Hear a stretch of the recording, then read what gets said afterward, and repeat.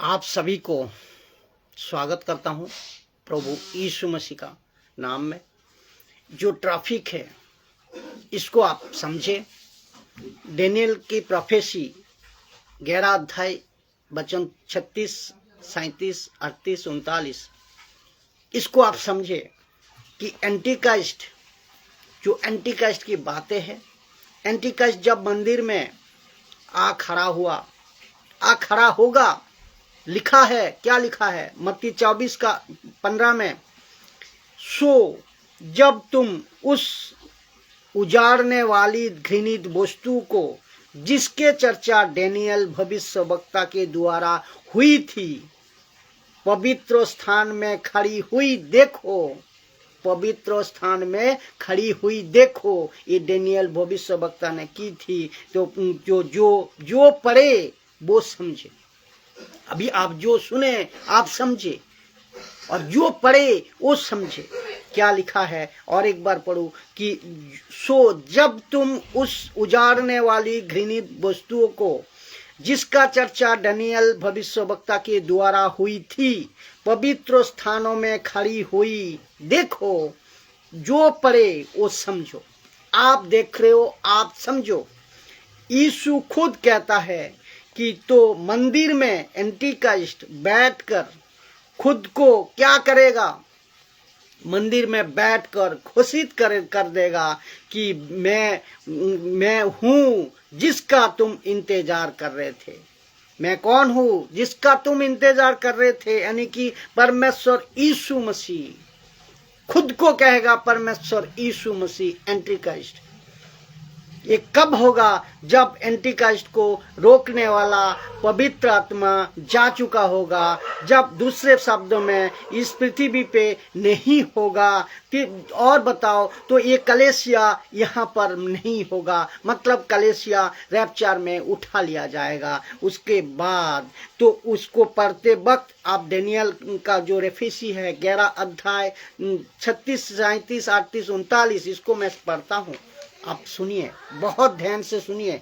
तो जो एंटीक्राइस्ट है जिसको ऐसा कुछ देखा था डेनियल ने, एंटीक्राइस्ट को जिसको ऐसा कुछ दिखा था, जो वचन पढ़वाता हूं वो समझ जाओगे। ऐसा कुछ दिखा था। तो तब लिखा है, तब 11 का 36 में, तब वो राजा कौन? यहाँ एंटीक्राइस्ट अपनी इच्छा के अनुसार काम करेगा। एंटीक्राइस्ट अपनी इच्छा के अनुसार काम करेगा और अपने आप को सारे देवताओं से ऊंचा और बड़ा ठहराएगा। सारे देवताओं से ऊंचा और बड़ा ठहराएगा, वरन सब देवताओं के परमेश्वर के विरुद्ध में। और क्या करेगा? सब देवताओं के परमेश्वर के विरुद्ध में अनोखी बातें कहेगा। परमेश्वर की बारे में अनोखी बातें कहेगा। और जब तक परमेश्वर का क्रोध ना आ जाए, ना हो जाए, तब तक उस राजा का कार्य, यानी कि एंटीक्राइस्ट का कार्य सफल होते रहेगा। क्योंकि जो कुछ निश्चय करके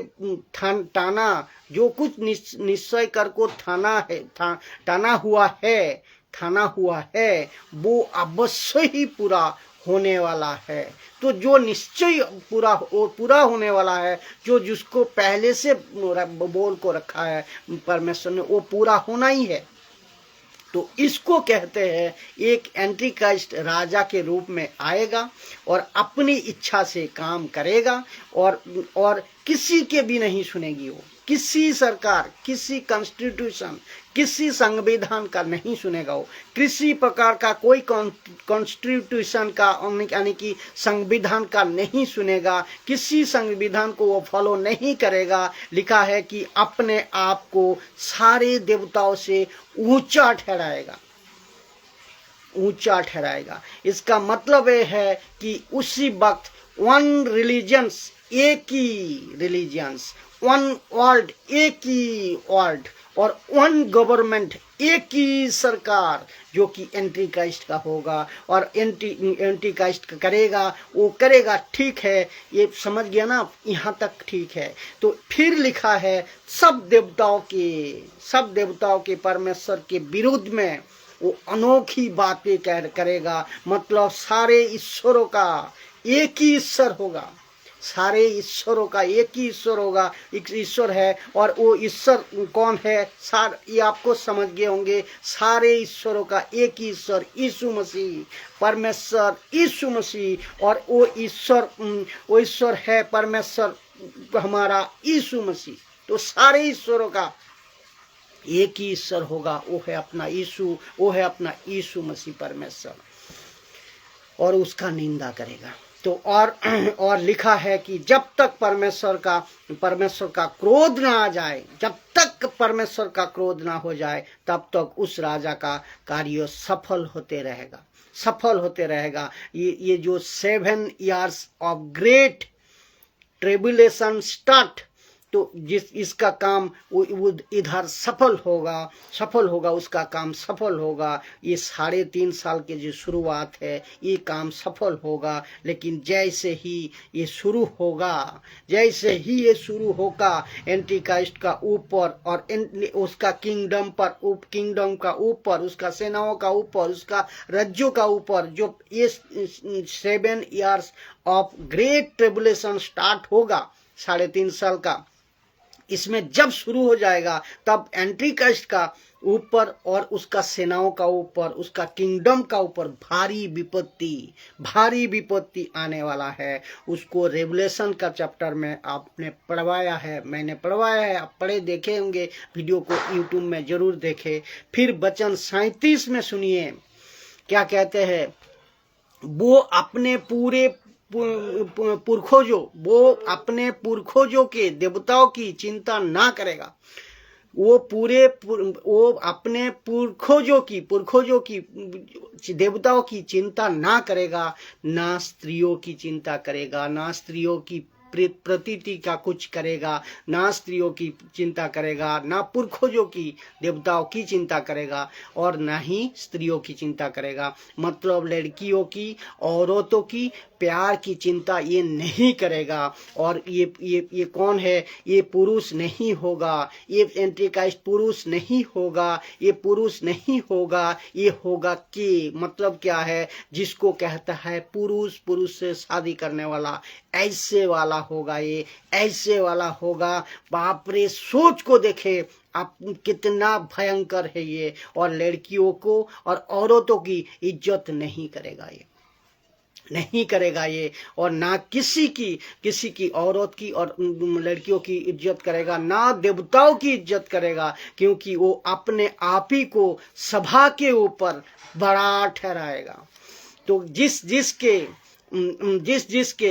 आज के तारीख में रिलेशन है, बोलो तो रिलीजियंस है, बड़ा धर्म है, मेजर जो 7 रिलीजियन है, और जिसके रिलीजियंस के धर्म के जो गॉड जो मानते हैं, आज जो मान रहा है, उसी में से किसी का इज्जत ये नहीं करेगा, किसी का इज्जत नहीं करेगा, समझ लो। और दूसरे शब्दों में किसी को नहीं मानेगा, और क्योंकि वो लिखा है, क्योंकि वो अपने राजपद पर स्थिर कर दीड़ो गड़ो ही के देवता का सम्मान करेगा। ये दीड़ो गड़ो ही कौन है, ये है क्या लिखा है, इसका सम्मान करेगा। तो लिखा है दीड़ो गड़ो ही का देवता कौन है, ये ऑफकोर्स लूसीफर है, वो एंटीक्राइस्ट का पिता, जो विनाश की पुत्र लिखा है ना, आपको याद होगा, विनाश का पुत्र, ये शैतान के बेटा। तो शैतान की बात हो रही है, यहाँ शैतान की बात हो रही है। फिर सुनिए, ये लूसीफर का सम्मान करेगा, लूसीफर का आदर करेगा और महिमा करेगा। और सुनिए, एक ऐसा देवता जिसे उसके पुरखों जो भी ना जानते थे, वो सोना, चांदी, मणि और मनभावनी वस्तुओं चढ़ाकर उसका सम्मान करेगा। तो लूसीफर का सम्मान होगा, यहाँ लूसीफर का सम्मान होगा। क्यों, ऐसा क्यों लिखा है, और क्योंकि क्या चाहता है लूसीफर, कि मैं परमेश्वर बनूं, वो चाहता था मन में। तो आज ये बन जाएगा, कब, उस टाइम बन जाएगा वो, लेकिन यहाँ पे बन जाएगा। लेकिन उसको पता है कि उसका लास्ट एंड टाइम है, समाप्ति का टाइम है, नाश का टाइम है, उसको पता होगा। तो तो वचन 39 कहता है, उस वीराने देवता के शहर से वो अति दृढ़ गढ़ों से लड़ेगा, और जो कोई उसको माने उसे वो बड़ी प्रतिष्ठा देगा। तो ऐसे लोग को वो बहुतों के ऊपर प्रभुता देगा, और अपने लाभ के लिए अपने देश की भूमि को वो बांट देगा। और देश का, और इसका मतलब देश का कोई बाउंडरिंग नहीं होगा, देश का कोई बॉर्डर नहीं होगा, ना कोई वीसा, ना कोई पासपोर्ट, कुछ नहीं रहेंगे। एक ही गवर्नमेंट, एक ही रिलीजियंस, एक ही वर्ल्ड, दैट्स इट। और जैसे चलते इसके चलते लिखा है कि वो सबको उन्नति देगा, वो सबको उन्नति देगा। शुरुआत में 3.5 साल में इसीलिए इस लूसीफर ने कहा था, अगर तू कौन वर्शिप करे, किसको? यीशु को कहा था वर्शिप करे, दंडवत करे मुझे, तो मैं तुझे सब कुछ दे दूंगा। तो ये आपको याद होगा। तो ये दिन फिर वापस आएगा, ये दिन फिर वापस आएगा। तो वो तरक्की उस टाइम ऐसे होगी, कामयाबी ऐसे छुएगी, और रोड से बन जाएगा इंसान करोड़पति। लेकिन वो दिन आएगा फिर। तो फिर पूछता हूँ कि इसमें क्या आप रहोगे?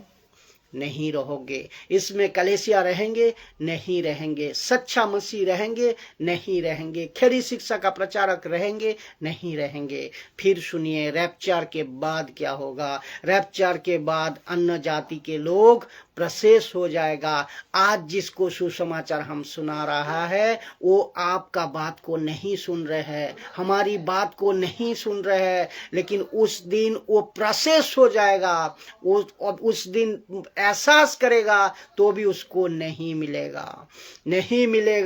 तो अन्य जाति क्या होगा? प्रशेष हो जाएगा। किसके? इस दुष्ट आत्मा के अंडर में, शिकार में ये फंस जाएगा। और ये फटका देने वाली आत्मा से, ताकि, और एक फटका देने वाली आत्मा कौन भेजेगा? परमेश्वर भेजेगा, ताकि वो झूठ की प्रतीति करे। अभी भी आप झूठ की प्रतीति कर रहे अविश्वासी, और उसी वक्त आपको परमेश्वर मौका अभी दे रहा है, और उस वक्त परमेश्वर फटका देने वाली सामर्थ्य को भेजेगा, जिसका द्वारा आप झूठ की प्रतीति करते ही रहोगे। आज भी कर रहे हो और उस वक्त भी करते रहोगे, अगर मन ना फिराए तो फिर सुनिए, रैप्चर के बाद क्या होगा? अन्य जाति लोग प्रशेष हो जाएंगे, और इस फटका देने वाली आत्मा से, ताकि झूठ की प्रतीति करे और परमेश्वर से दंड पाए। परमेश्वर से दंड पाओ। आप अविश्वासी परमेश्वर से दंड पाओ, जो यीशु को नहीं मानते। ये साफ सीधी बात है। तो अन्य जाति के लोग प्रशेष हो जाएगा, और ऐसे लोग प्रशेष हो जाएंगे कि प्रशेष जैसा राजा साउल आप उदाहरण दो, राजा साउल जैसा प्रशेष हो गया था, दुष्ट आत्माओं के बस में प्रशेष हो गया था, ऐसे प्रशेष हो जाएंगे। और ये होगा कि कोई कहेगा मेरा पति विश्वास में नहीं है, उस वक्त कोई कहेगा मेरा पति विश्वास में नहीं है, कोई कहेगा मेरा पत्नी विश्वास में नहीं है। आने वाली दिनों में ये बहुत होगा।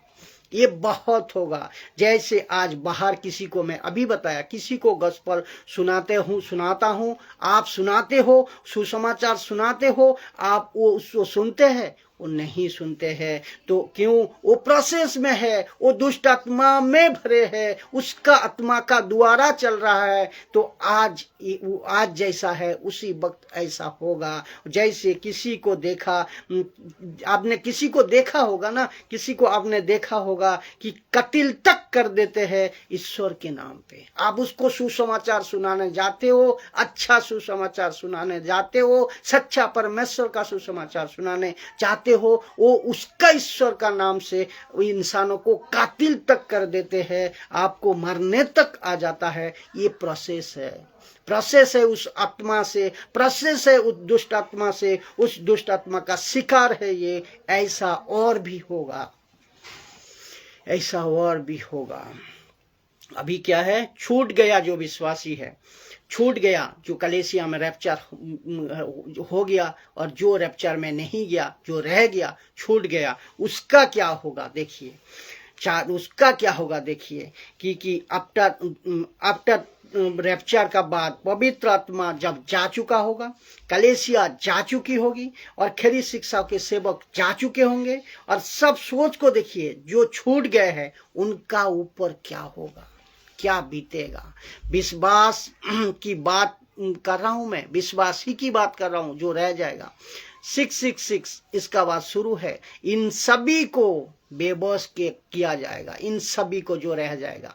रेवलेशन का 13 अध्याय 16 नंबर वचन कहता है, और उसने छोटे बड़े धनी कंगाल स्वतंत्र दास सबके दाहिने हाथ या माथे पे एक एक छाप कर दी। एंटी क्राइस्ट का छाप या तो माथे पे या तो हाथ पे, और कि उसको छोड़ जिस पर छाप अर्थात उस प्रभु का नाम या उसके नाम का अंग हो और कोई लेन देन ना कर सके। जिसका अंदर छाप होगा वही लेन देन करेगा, जिसका अंदर छाप नहीं होगा वो नहीं कर पाएगा। आप दुकान जाते हैं, ऑनलाइन QR कोड में पैसा भेजते हैं, अभी तब नहीं भेज पाओगे, तब नहीं होगा। ये आपका पॉकेट में पैसा है, ऑफ कोर्स है, लेकिन तब भी आप पैसा रहते हुए भी आप उस टाइम कुछ नहीं कर पाओगे, कुछ खरीद नहीं सकते हो। इस एक ही शर्त पर होगा कि छाप दिखाओ, छाप लाओ। और ऐसे वक्त में जिसके बच्चे हैं वो सब शादीशुदा का माँ बाप के बच्चे होंगे, और जिसका नहीं है वो अलग बात है। लेकिन जब बच्चे होंगे, आपके बच्चे को एंटी क्राइस्ट ने पीट रहे होंगे, मार रहे होंगे, क्या आप बर्दाश्त करोगे? बर्दाश्त करना ही पड़ेगा, उसका राज है, करना ही पड़ेगा। और ऐसे टाइम पे इतना टर्चर जो आप कल्पना तक नहीं कर सकते हो, क्या ऐसा हद तक ये एंटी क्राइस्ट करेगा। और आप तब क्या करोगे?